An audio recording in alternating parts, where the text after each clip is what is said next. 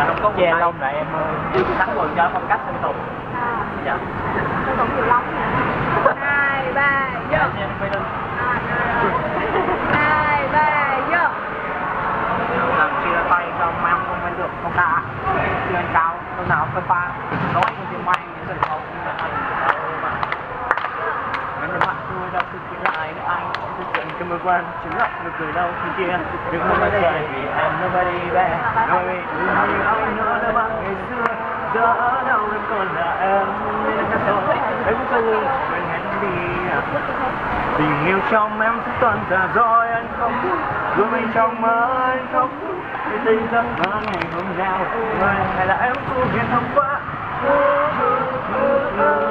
chỉ là em cô hiền hôm qua của anh một mình nơi đây là gió đi nhẹ kia yeah